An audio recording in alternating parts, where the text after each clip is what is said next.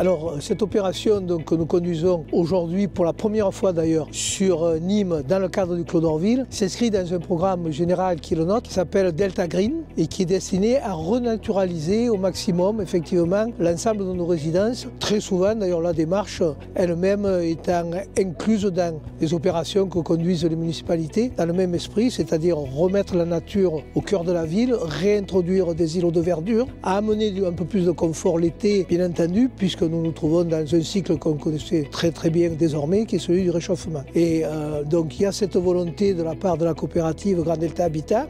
d'accompagner toute cette démarche générale et plus particulièrement au bénéfice de nos locataires dans les résidences qui sont les nôtres. Il ne faut pas perdre de vue que nous avons sur l'agence de Nîmes quelques 3000 logements en responsabilité et de ce fait donc, nous réalisons ici même donc, sur l'ensemble de notre patrimoine la première forêt, mini-forêt urbaine en quelque sorte dont la vocation de Grand Delta Habitat est de dupliquer donc, cette expérience nîmoise sur l'ensemble bien entendu de nos patrimoines qui sont susceptibles pour accueillir la même réalisation et la même démarche. Écoutez, aujourd'hui on est aux côtés d'un bailleur social important sur le territoire avec Grand Delta Habitat qui innove et qui lance sa première micro-forêt urbaine au cœur du quartier du Clos d'Orville sur une des résidences historiques sur le secteur des années 1960. Il me paraissait important pour ce bailleur social de pouvoir lancer cette opération et de permettre à leurs nouveaux collaborateurs de planter un arbre et donc en tant qu'élu à la ville de Nîmes, il était important qu'on soit à leur côté. Vous savez qu'on travaille beaucoup, Jean-Paul Fournier a mis en place un projet avec l'équipe municipale et avec Chantal May qui s'occupe de cela, de la forêt des enfants. Chaque année, chaque élève qui rentre en CP plante un arbre et donc c'est à peu près 1500 arbres qui sont plantés par an. Les dernières qui ont été plantées sont sur le secteur de Courbessac sur près d'1 hectare. Et donc voilà, lorsqu'on a nos partenaires qui procèdent ainsi, il était aussi important d'être à leur côté. On est au cœur d'un quartier qui est au cœur de la rénovation urbaine. Quelques mètres de cela, l'école Léo Rousson est en train d'être reconstruite. Derrière moi, il y a un nouveau pôle médical qui va voir le jour dans quelques mois. Et donc là, c'est un quartier qui n'est pas simple, mais pour autant, il y a une vraie volonté de nos services et de la ville d'être à leur côté pour améliorer le quotidien des administrés.